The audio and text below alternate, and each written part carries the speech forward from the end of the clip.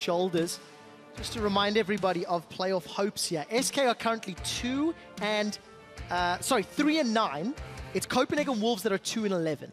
So with that in mind, tomorrow when SK and the Wolves do battle, that could determine who's looking at that automatic relegation spot. So if SK can pick up a win against a middle table team, they can already start to put some growth and some distance between them and the Wolves. So let's look at first ban. Freddy is not an AP top laner. Very rarely do we see him play that. I don't even remember ever seeing him play Rumble. So Ryze being banned away on blue side from SK because of that. I wonder if Jace is going to be another ban. It's been such a good pick for Betsy if we look at the last week, and I think it's very important that Gambit is getting Betsy on a champion where he can carry. So it's not just about, you know, when Forgiven is playing Sivir, then it's more about shut down Cabochard. No, we need Betsy to be up there as well. So there's multiple threats on Gambit to shut down. For now, Azir ban is another one of Betsy's main picks. And for Gambit, their most banned champion has been Kalista. 6 games it's been taken off the table. Forgiven showing he is not playing the Spear of Vengeance. And also purple side. Also purple side. Doesn't want to give it up first pick. CandyPanda, unfortunately, 0 and 4 on that champion. The next ban will be Shen.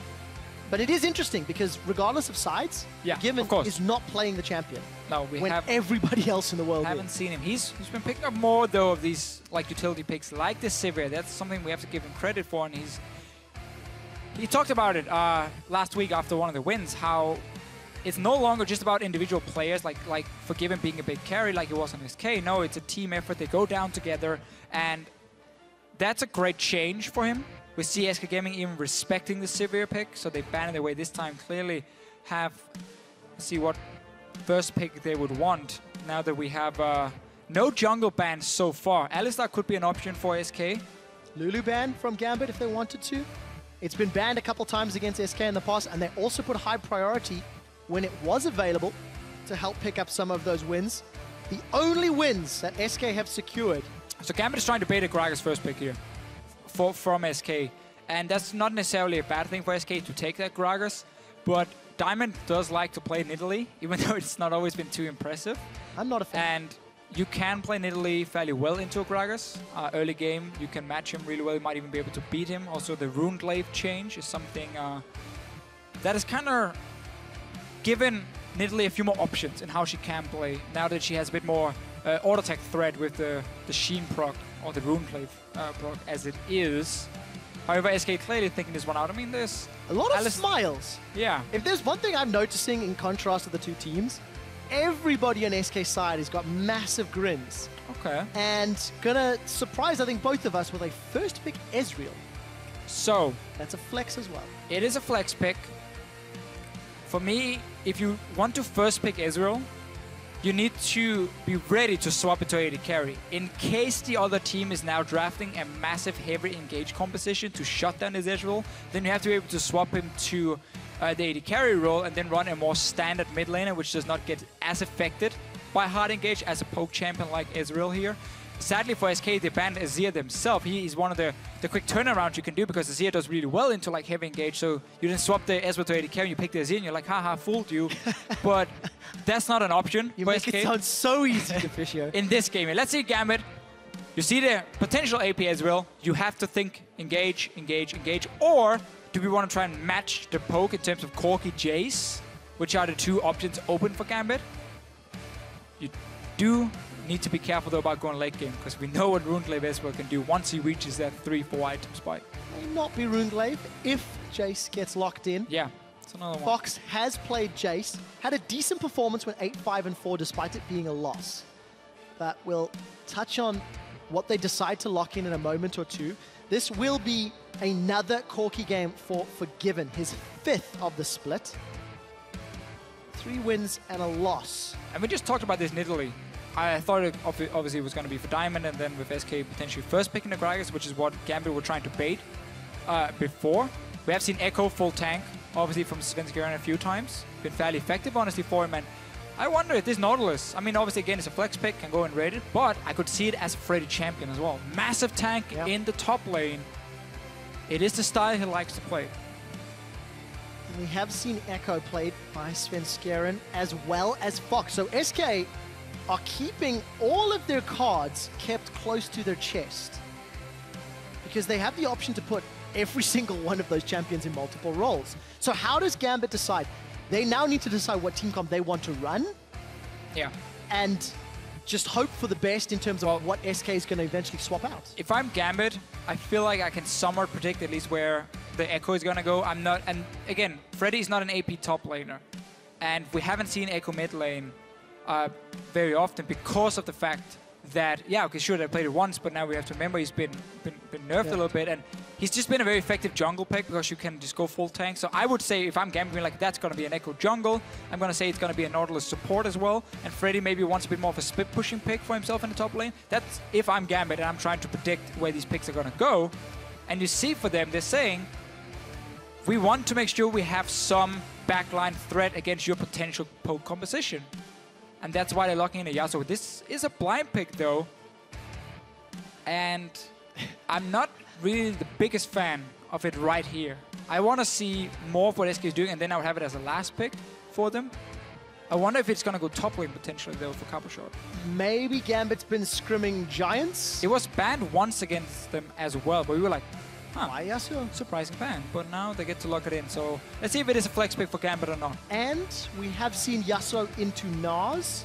If that is a counter in Europe, as it is in other regions, it also reduces one more champion from Freddy's pool, his second most played, we should point out. To see what they decide to lock in. It looks like it's going to be Nautilus top if this Viktor and Lulu get locked in, because we expect that Lulu to be in nRated's hands. So if I was Gambit, I would have predicted wrong with the Nautilus at least. But it does mean we see SK Gaming say we first pick Ezreal, but we realize now with Yasuo coming in, there's backline threat from Gambit, so we're going to change it up. We're going to move him to that AD carry position. We take the blind pick Viktor. Again, he's a safe laner. He can perform really well in most compositions off of that guaranteed wave clear as well, which is what you need when you have like an Ezreal AD carry. So SK Gaming just changing around a little bit in terms of, or looking at what Gambit is building.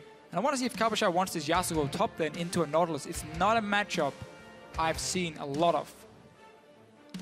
I've never seen. I was going to say, I've not seen it at all. I'm not worried to say that in the slightest. In the game of pick and ban roulette. It's all mind games right now. In the game of pick and ban roulette, who has come out the victor? We've got 4 seconds before we see this final pick. It will be a Yasuo top with multiple knockups, multiple knockaways, multiple options. Cabochard to find a target. If Gambit can manage to get Cabochard rolling, then I really like the composition they've been building here in terms of getting to the Viktor, getting to the Ezreal. What SK Gaming is going to do is they're going to build a full tank Ekko and a full tank Nautilus, who's going to be a pain. I mean, Forgiven won't be able to take them down. But that means it's not going to be about him anymore. It's going to be about what Cabochard can do towards the backline of SK Gaming instead. And if Yasuo can beat the Nautilus in the one-on-one, you're going to have a split-pushing threat coming in for Gambit. You have decent or great wave play in Corki and Orianna, so it's a very safe comp in many ways for them. And you have enough knockups. I mean, Shockwave, and you have Alistar, you have Gragas to set up Cabochard in these fights here. SK Gaming obviously with Lulu, which is one of the traditional counters to a Yasuo, being like, hey, I can wild growth whatever target you're jumping. But it's going to be support Lulu, so late game, the shields and the HP from the ulti is not going to be that huge compared to what a late game Yasuo can do of damage. We do know, though, nRated 3-0. The 3 wins that SK have picked up have been on that single champion. They held their cards until the very last pick. Maybe surprising Gambit. Gambit have put together a pretty good team composition with, again, multiple options. Good wave clear. Decent engage options. I really fear SK will lack damage. If the Viktor pick gets shut down, even in the fight or just in the early game, Ezreal is not going to be the guy who's destroying what Gambit has built up here. Obviously, maybe some people on Twitter disagree with me on everything. We'll find out. You can see the SK flag is lit as they trudge into battle against Gambit. Last chance saloon, possibly, for SK, as they are very, very close to that automatic relegation position. Yeah. Deficio, you've highlighted some options here for Gambit. If Gambit focus Cabochard or Betsy's lane, Those are keys to victory. We're expecting Forgiven and GoSu to play it safe. I would Maybe definitely play around some of the Cabochard. poke and harassment. I mean, don't bother trying to gank an Ezreal Lulu lane. That's going to be such an annoying lane for you to try and gank. Also, Corki, Alistar. It's going to be a very passive lane in that sense. Obviously, Lulu is going to bully out the Alistar in the early game. Play around Cabochard in this Yasuo. Make sure he can play offensive or aggressive with wards and with Diamond staying around. Just shadow his lane. Gambit is looking for an early invade.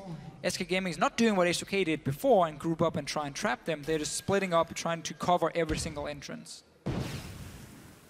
Nobody's responding yet from Gambit to try get some deep wards down.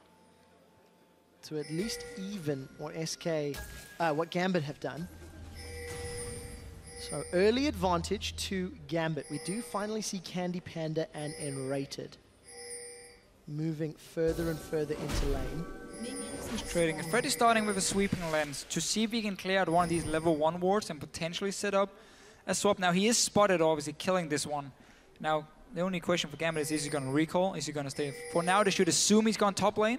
That's where they got the latest information, and they never saw the bot lane of SK move around. So that's what they got to work with for now. And they will just swap Forgiven and GoSu Pepper away from this Lulu Ezreal lane. We talked about how annoying Lulu is going to be in the early game of it. They swap it around and also see if they can deny Freddy a little bit on this Nautilus. Krug started by nRated and CandyPanda. Focus down the little one.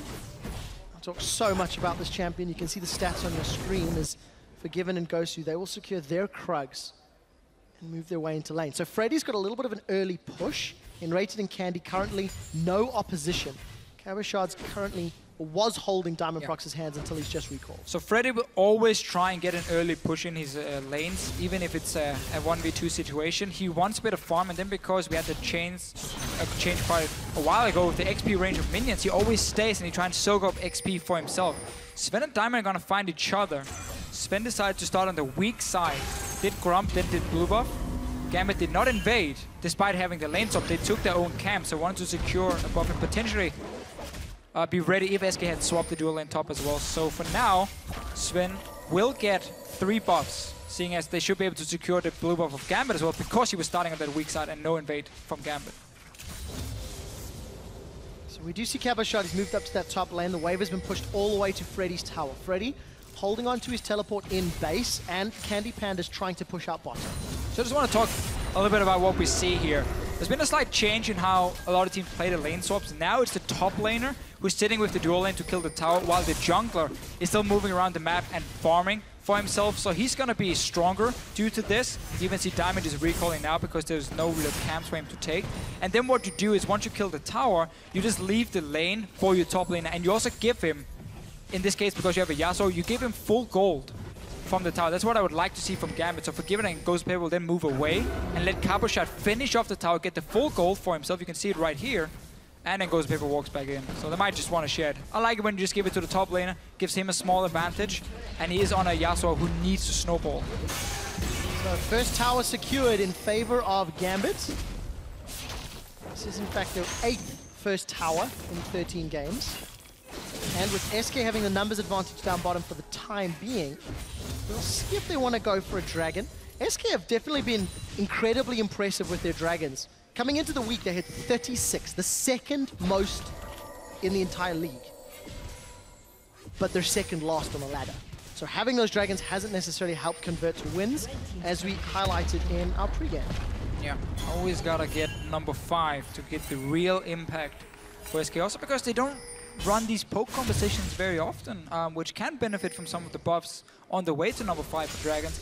Meanwhile though, because SK Gaming had a different strategy in the lane swap, it was just Lulu Ezreal taking down bot tower alone.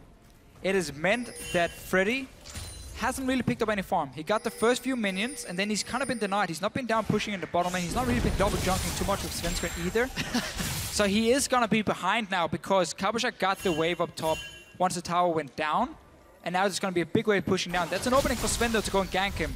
Now that he's pushed so far up and you have a Nautilus to set it up. We'll see whether or not Sven's early damage will be enough. There's sure as heck enough CC from Freddy. Down a lot of CS, but a lot of minions to farm. And we did see Sven getting gifted from camp. Phase dive over. We are going to see the wind wall come out. That means the dredge line is blocked, and Cabochard continues to put the damage down onto Sven. Parallel convergence will not find a stun. That big body barrel slam will. Cabochard dashes once, dashes twice, finds first blood, and gets himself a blue buff for a moment. Gets a rock up onto Freddy. He's staying alive. Freddy should go down. 1 or 2 more hits. Freddy's gonna dredge line to safety. And Gambit turned that around. So SK Gaming was setting up the gank, but the wind wall first of all blocked the hook from Freddy, and then Diamond, he knew his top laner was gonna get ganked, so he moved all the way over there. Fantastic outplay for Gambit. Very important first blood, because this also keeps Freddy down. He lost a lot of minions during that fight. And because his team didn't really help him in the lane swap, he didn't want help because he wanted to stay up in that top lane, and Gambit played around Cabochard a little bit more. Big difference early on. And for Diamondprox, it's before 15 minutes, involved in first blood. We've talked so much about Diamond's slower pace in the early game. He started off well today in that lane swap. Cabochard picked up that Zeal, is returning to lane. Even farm between the 2 Triforce AD carries in the bottom lane. And Forgiven and GoSu playing really quite passively. Well, as you expect, I think. Right. I mean, this is not going to be, once again, it's not going to be about the Gambit bottom lane. It's going to be about what can Cabochard do on this Yasuo pick. Sounds like you've heard that before. Yeah, I mean, that's been a strategy for Gambit very often. Now, obviously, you have late game scaling on Betsy. That can be key for the team fights. But I will also say I prefer the Corki power spike over the Ezreal when it comes to trendy forces for the mid game, and I just fear that SK will lack damage. Who's gonna kill Diamondprox full tank when he dives in onto CandyPanda? You have an Alistar in the way as well. It's gonna be so difficult for SK with this double carry setup and to take down targets. We highlighted how many knockups there are for Cabochard's last breath, but we didn't necessarily talk about how many ball delivery systems there are. Alistar, Yasuo, Gragas, all of them could set up a great shockwave. Take a look top lane really quickly. Cabochard and Diamond are looking for another kill onto Freddy. Observers don't mind too much, but Freddy was forced to get away. Svenskeren is playing around the wrong lane. You don't have to go bottom lane here. It's in full control of SK. You need to help your top laner. He's getting pressured by 2 members every time he tries to farm. Diamond is nearby. SK Gaming have surrendered the top side of the map. That is the lane Gambit wanted to win, and SK Gaming right now are allowing them to, and stealing away the 1 HP blue buff. Fox got it. That's what matters. Death Ray managing to secure SK's blue as Diamond was trying to steal it. So remember, Freddy has no flash and the wave's pushing in. Diamond's nearby, as is Svenskeren. Cabochard does have access to his ultimate, so let's see what Freddy can do. Because as it stands, Gambit are just applying so much pressure on the top half of the map, and no real reply yet from SK. No. Again, Sven has been trying to set something up on the bottom lane. Absolutely no reason. And very low chance of pulling that one off. But also at the same time, if you are Svenskeren at this point, you might have to consider the fact you can win the 2v2 trade up in that top lane if you go for it. So you can't really gank the lane. You just have to like sit around and be more security for Freddy. Because Cabochard is just pushing it down over and over, and you know Diamondprox is staying around. Something we do want to talk about as we're about to hit 10 minutes, Deficio, is the fact that Gambit are a team that rarely put themselves into lane swaps. Of their 12 games leading up to this, only 3 had actually been lane swaps, and their averages across those games was to be down around 1,000 gold, right? Regardless of who initiated it. This seems to be the opposite. Very clear that Gambit have been practicing these lane swap, because again, this is the new addition we have seen in other regions as well, where we have the top lane and jungler starting together. They do 2 camps, so they both get level 2. The jungler doesn't have to invest that much or that many potions as well. And then you just send the top lane in to push with the dual lane, and your jungler stays, and he can just keep farming, because you don't need him. You don't need 4 members to rush down the tower. And it just meant that Cabochard had a great lane to pick up after. He's been using it also with the fact that Diamondprox could counter gank that lane that was being pushed in. As we've said, 10 minutes is clocked over. About 1,500 gold in the lead for Gambit. They have a CS advantage in every single lane. Even support. Albeit small ones. I'm going to let the Relic shield. I mean, it's great last hitting. Look at this last hit he's gonna. There's no stack for GoSu. Ah, Eddie. whatever. Fish, I thought you used to play this role. Pay attention, man. I'm playing AD carry now. Great AD carry player. Is that working out for you? No, my champion pool is horrible. You just play Sivir? I can play Sivir, Yeah. then I try to play Lucian, but I'm lose all the time because Lucian is not very good right now. So ban Sivir against Deficio if you see him in solo queue. Alright. Gambit now. Slowing the pace of the game. We can see Cabochard has held that lane up top for a little while. And Sven, we mentioned in Picks and Bans how if Sven was able to disrupt Gambit's chances, maybe he could work out. Gonna look for an engage. Parallel convergence. This might be a stun, and it catches Betsy out. The Chaos Storm will burn Betsy down. And the Shockwave didn't finish the animation. Great combo. Yeah, great combo here from Svenskeren, landing the stun and then of course just burning down Orianna. Look at the bottom side of the map here. SK Gaming have taken control of the river with pink ward, so Sven knew he could move in around this mid lane here and set up a gank. Even nRated already moved before it started in case a bigger fight would break out. So nice little setup from SK. Ignore that bottom lane, gank the other lanes. If anybody's not watching mid lane when Svenskeren plays Ekko, it's a big mistake. Because Svenskeren has played Ekko 3 times now, and all 3 times has picked up kills in the middle lane. Twice from Wraith Camp, now from the river. Definitely seems to be putting some Here's the thing though. Tools with that WE combo. Betsy could have flashed W, I believe. And he didn't. He saved until after when he'd already been poked down so low. That was a mistake for him. Diamond, though, he's gonna go in for the gang and oh! 3-man setup! The last breath! I demand a replay of that! Because Gambit, that was incredible! That's exactly what Giants did not do.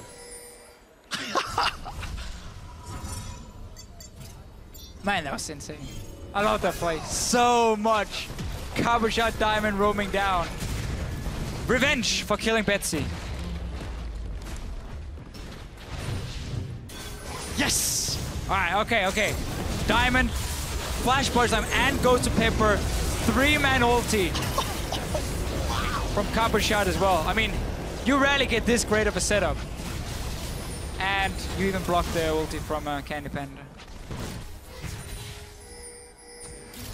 I've not seen anything else that is deserving of an LCS big play other than that. Gambit, they did manage to take the tower, and now they need to defend. At 13 minutes, they've got themselves 4,000 gold in the lead. Cabochard has teleport available and is pushing the inner turret in the top lane once more. Great play from Gambit, and we talked about this. We talked about lane swaps. The lanes reset.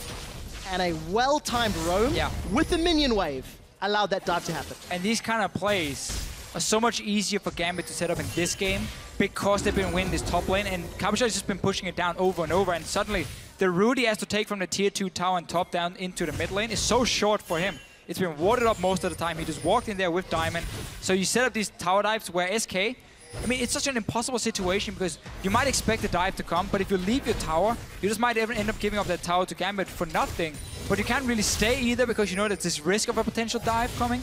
And that's how teams are able to simply shrink down your own minimap. And they give you such a small map to play on, where if you move too far out to even just your own tier 1 tower, you might just be at risk of dying because you've been losing one of the side lanes, and it opens up for these roams and these dives, and which teams are getting better and better at executing. Exceptionally so from Gambit. They continue to demonstrate growth in the summer split. With most games we watch from Gambit, it is a slow and steady climb to looking like a better team. Last week, their systematic shutdown of Copenhagen Wolves in the lane swap, also to get Cabochard ahead on his Fizz, was well executed, regardless of the fact that it was against a struggling team.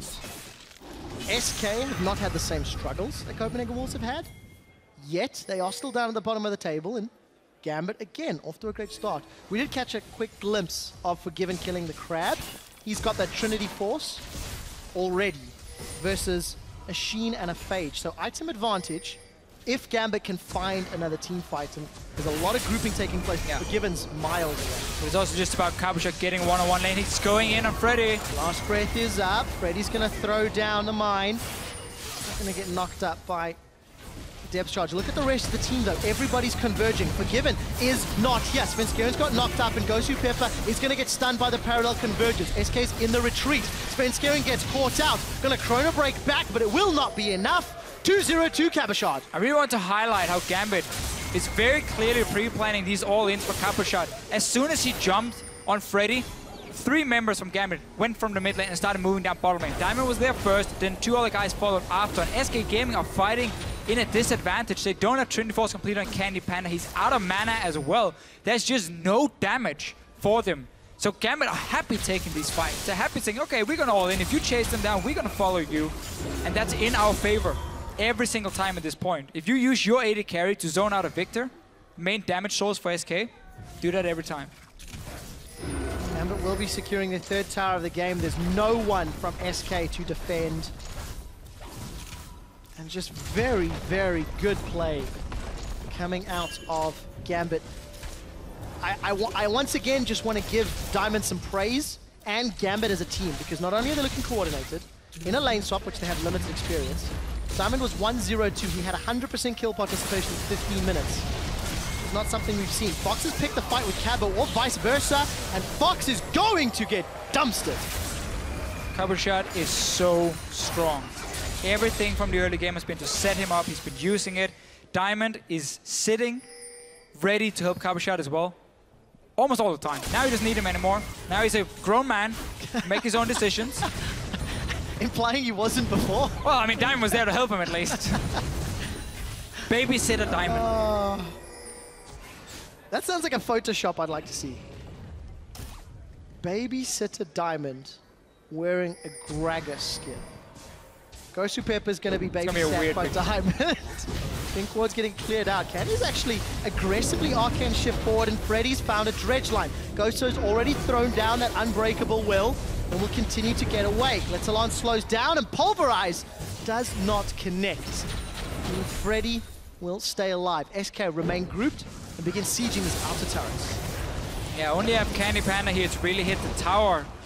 Viktor joining in now. It's 5 members from SK. They just used quite a lot on that. That's fine. No, he got it again! Man lost breath! A double kill for Cabochard, and he wants more! He's gonna keep sweeping that blade across! He's gonna find himself another with the help of Gambit! Killing spree shut down by Fox, but it does not matter! An ace for 1! And this time he even set it up himself. He lands the knock-up. Cabochard jumps in. Gambit are pulling off some insane combos in this game. And SK Gaming just have 0 answers. They've been behind since the lane swap. Nobody's gonna stop the Yasuo at all. Not even close. And SK Gaming were the team who was like baiting around all these flex pick in the pick of Memphis. Let's see it again. Knock up well. Where's CandyPanda? Let's knock him up 3 guys. Yeah. Everyone else from Gambit's like, yeah, I'm helping, I'm here too. But it's just all about what Cabochard is doing. 10,000 damage has already been dealt to champions by Cabochard. It's more than double the next highest, who is currently Forgiven. 10 kills to 2.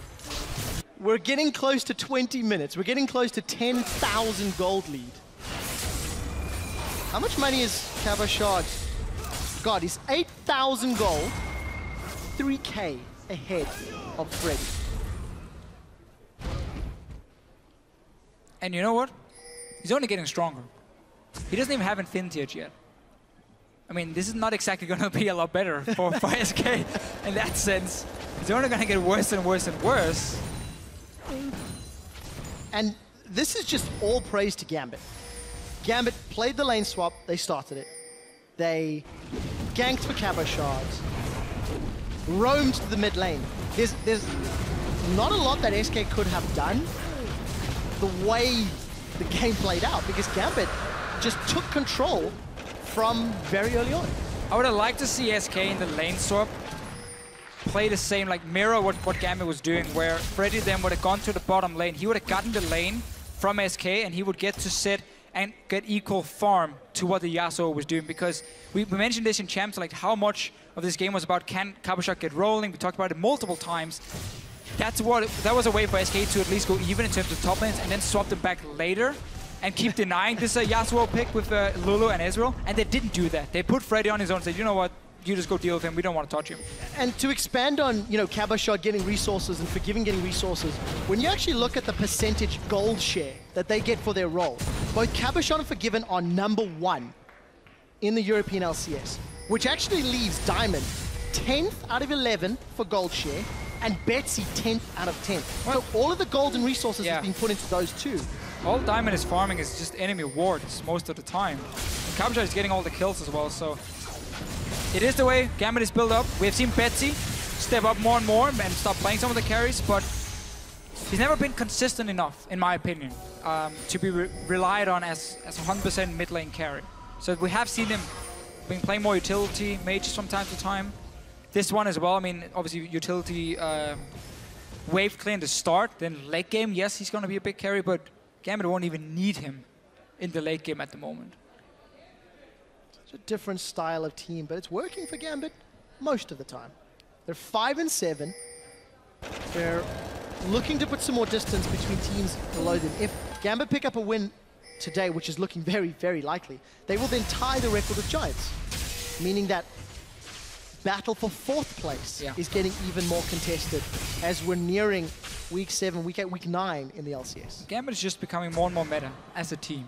The addition of Sean's as a coach has clearly worked really well for them. In the start of the split, I remember I was looking at some of the pick and ban phases being like, you're giving like every single OP pick right now to the enemy team. And it just went super wrong for Gambit in like 20 minutes and the game was over. But now they've really changed a lot of it. And sure, Kalista is not there. That's been about it for them.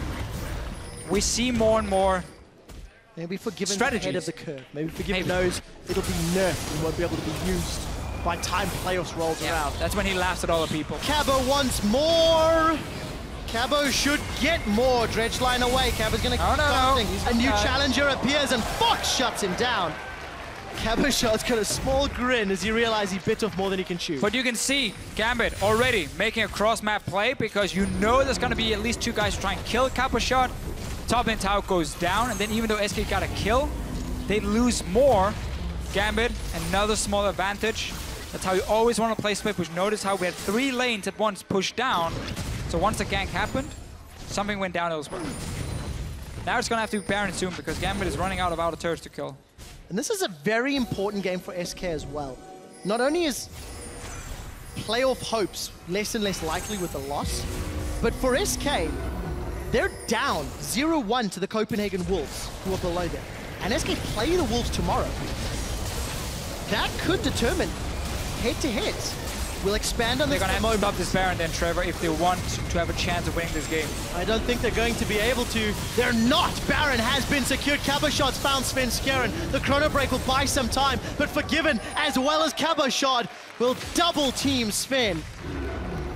Baron secured, Dragon secured, 5 towers. Last time I said those lines, it was for SK, and SK ended up losing that game. I don't fear the same fate for Gambit today.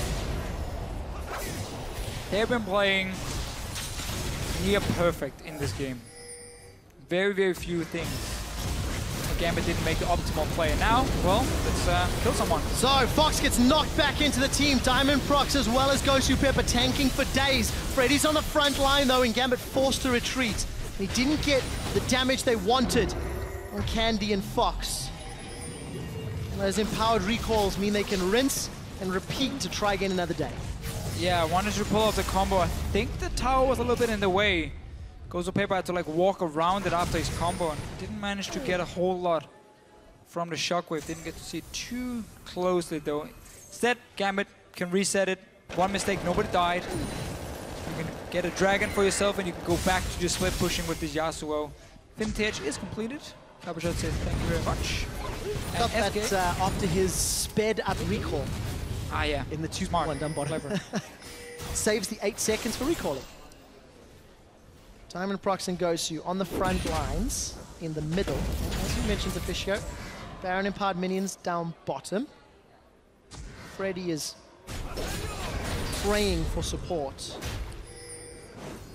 Remember, Frozen Heart, we'll give him some time. Yeah, but remember this flat armor penetration coming, or the armor penetration for Cabochard as well. against these tanks can be very effective. He's going on Freddy. So Freddy's got caught out. Wild Growth used already. So they've traded Last Breath and Explosive Cast. Steel Tempest knockup follows, and Forgiven's pushing middle, while the rest of Gambit are pushing bottom.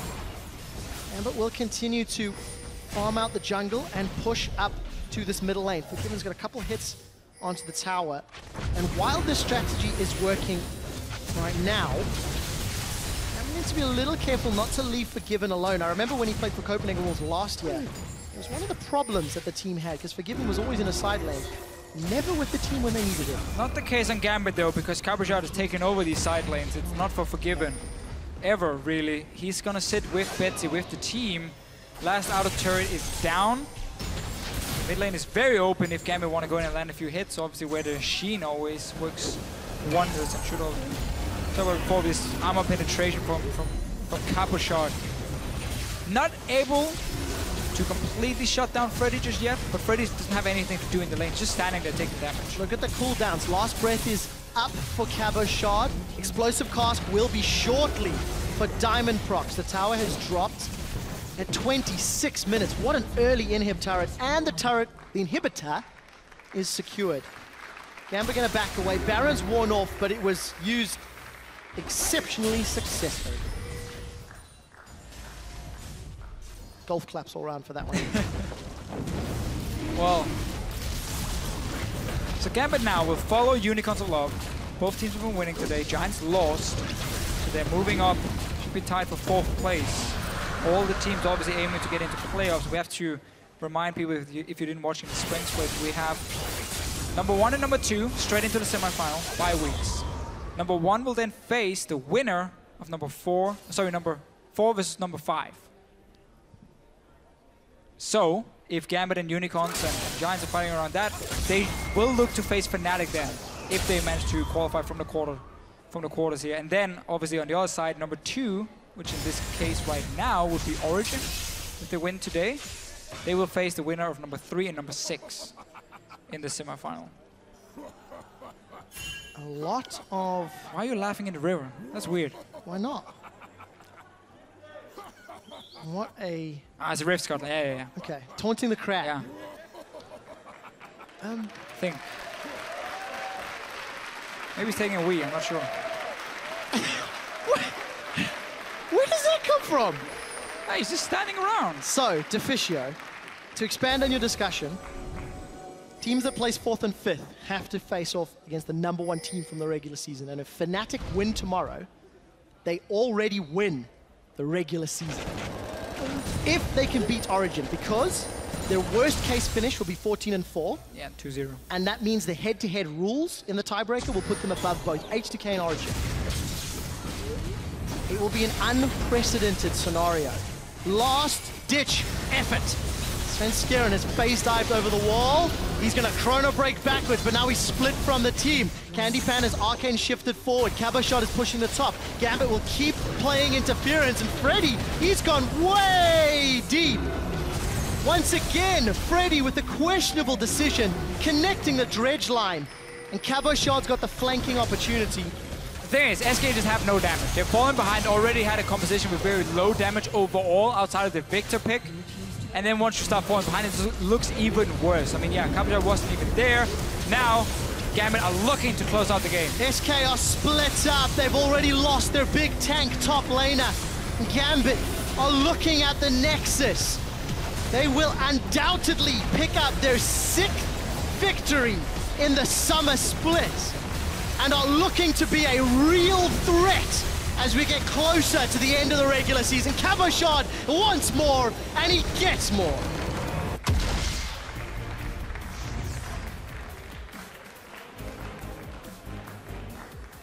Fantastic game. Yeah. 29 minutes, start to finish. 100% under control from Gambit here. Had a few, the Yasuo flex pick coming in. SK didn't really know where it was going to go before the last pick, but also SK Gaming likes to run these comps here with double tank and then double carries. I don't feel like Ezreal can fit into that comp really well because, again, he's too low of a damage dealer for most of the game, and it becomes very, very easy for other teams to then target the one guy, which is now in this case a Viktor.